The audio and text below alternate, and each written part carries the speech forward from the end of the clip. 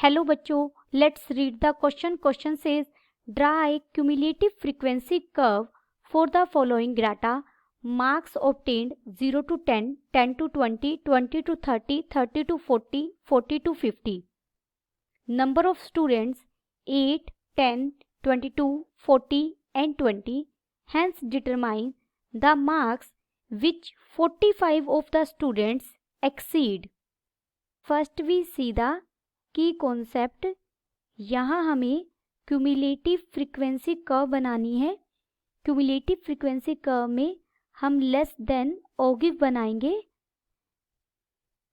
इसे कुछ पर्सन्स ओजी भी बोलते हैं. लेस देन ओगिव बनाने के लिए plot the points with the upper limits of the classes as x coordinate and the corresponding cumulative frequency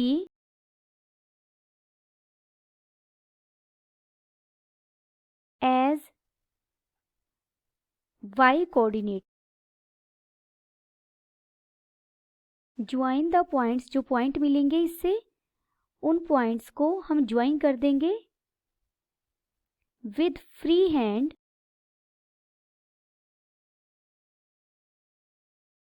smooth curve to get less than ogive. जो less than ओगिव है वो हमेशा एक राइजिंग कर्व बनती है. हम यहाँ पर एक टेबल कंस्ट्रक्ट करेंगे. मार्क्स ऑब्टेन्ड क्या है हमारे 0 to 10, 10 to 20, 20 to 30, 30 to 40, 40 to 50. Number of students 8, 10, 22, 40, 20. Less than ओगिव बनाने के लिए यहाँ हम लेस देन 10 अपर लिमिट्स के साथ बनाएंगे. लेस देन 10, 10 से कम मार्क्स ऑब्टेन करने वाले कितने स्टूडेंट्स हैं? 8. लेस देन 20, जिन बच्चों के मार्क्स 20 से लेस हैं. देखिए जो 0 से 10 के बीच में है वो भी 20 से कम है 8 स्टूडेंट, और जिनके 10 से 20 की रेंज के बीच में है 10 स्टूडेंट्स उनके भी लेस देन 20 है. तो इन दोनों को फर्स्ट टू फ्रीक्वेंसीज को ऐड कर देंगे तो लेस देन 20 आ जाएगा. ऐसे ही लेस देन 30, इसमें हम ये 22 स्टूडेंट्स भी ऐड कर देंगे तो हमें 40 मिल जाएगा. ये हमारी क्या है? Cumulative frequency. Now less than 40, 40 से कम कितने स्टूडेंट्स हैं? जो 30 से 40 की रेंज में है वो भी 40 से कम है, और इससे पहले वाले जो 0 से 10 की रेंज में है, 10 से 20 की रेंज में है, या फिर 20 से 30 की रेंज में है, वो सारे 40 से कम है. तो उन सब का एडिशन या 40 में हम 40 ऐड कर देंगे ये वाला तो हमें 80 मिल जाएगा. लेस देन 50, सभी स्टूडेंट्स के मार्क्स 50 से लेस हैं, ये कितने हो जाएंगे? 100. 80 में 20 ऐड कर देंगे तो हमें 20 मिल जाएगा. ये हमारी क्यूमुलेटिव फ्रीक्वेंसी टेबल हुई. अब हम लेस देन ओगिव बनाएंगे. सबसे पहले हम यहाँ राइट करेंगे लेस देन ओगिव. हमें यहाँ पॉइंट्स जो मिले हैं हम वो पॉइंट्स लेंगे. Plot the points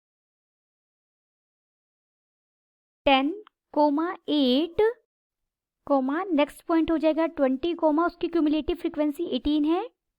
next is 30, 40 and 40 के लिए क्यूमुलेटिव फ्रीक्वेंसी 80 है. एंड 50 के लिए क्यूमुलेटिव फ्रीक्वेंसी 100 है। ग्राफ ड्रॉ करने के लिए हम एक्स एक्सिस पर क्लास इंटरवल की अपर लिमिट्स लेंगे और वाई एक्सिस पर हम हमारी क्यूमुलेटिव फ्रीक्वेंसी लेंगे। यहाँ हम मार्क्स स्लाइड कर रहे हैं। हमारा ये पॉइंट 0 है, इसके बाद हमने यहाँ 10 लिया। आप ये स्केल से इक्वल डिस्टेंस पर लेंगे पॉइंट जिनसे ग्राफ हमारा एग्जैक्ट बने। 30, दिस इज 40, 50, 60, 70 और यहाँ हम 10 का गैप पर ले लेते हैं।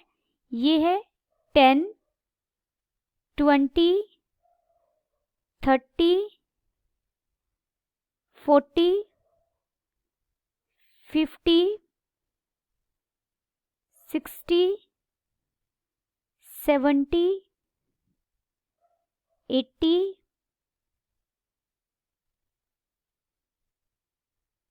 90। इसे हम थोड़ा सा और बढ़ा लेते हैं, ये बिल्कुल स्ट्रेट लाइन बढ़ेगी। वाई एक्सिस है ये हमारी, और यहाँ कहीं हमने लिया 100 क्योंकि हमारी जो क्यूमुलेटिव फ्रीक्वेंसी है वो 100 तक है, तो वाई एक्सिस पर हमें 100 तक मार्क्स लेने होंगे और ये हमारी क्यूमुलेटिव फ्रीक्वेंसीज हैं। अब हम पॉइंट्स प्लॉट करेंगे। हमें 10 के लिए चाहिए 8 यहाँ कहीं 10 से थोड़ा सा नीचे होगा, यहाँ पर ये हमारा पॉइंट बनेगा 10,8 के लिए। 20 के लिए है 18 यहाँ कहीं होगा। देखिए ये पॉइंट, ये हो जाएगा 20,18। 30 के लिए हमें चाहिए 40 के लिए 40 यहाँ हो जाएगा ये।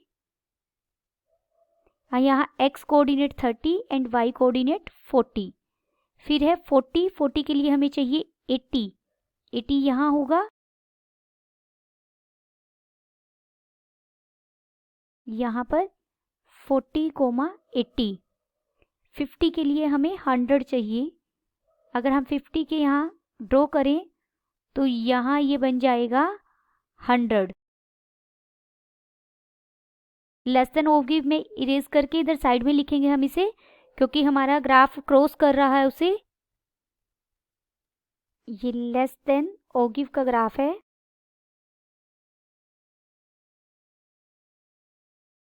इन पॉइंट्स को हम फ्री हैंड से मिला देंगे, बिल्कुल स्मूथ कर्व बनाते हुए।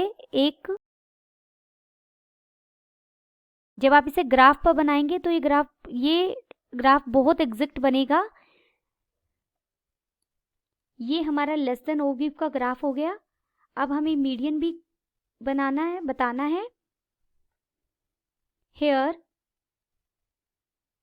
नंबर ऑफ ऑब्जर्वेशंस कितनी है is equal to 100।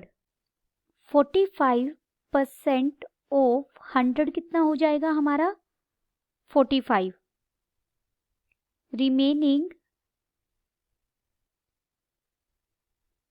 Number of students is equal to 100 minus 45, this is equal to 55। Mark a point C at 55 on y-axis। हम y-axis पर एक पॉइंट लेंगे C जो 55 पर होगा। 50 यहाँ है हमारा, 55 यहाँ बिल्कुल 50 और 60 के मिडल में होगा। ये पॉइंट हमने क्या लिया C। From C draw a horizontal line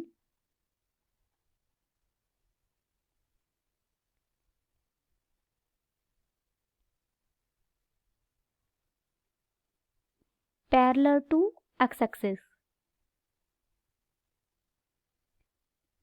हम x-axis के पैरेलल एक हॉरिजॉन्टल लाइन ड्रॉ करेंगे। ये हॉरिजॉन्टल लाइन ओगिव को किसी पॉइंट ई पर कट कर रही है, meeting the curve at E. From E, draw a perpendicular line on x-axis.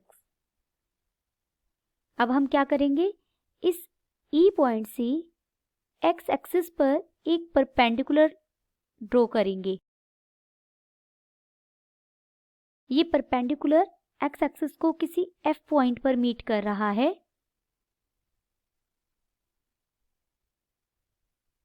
which meets it at F.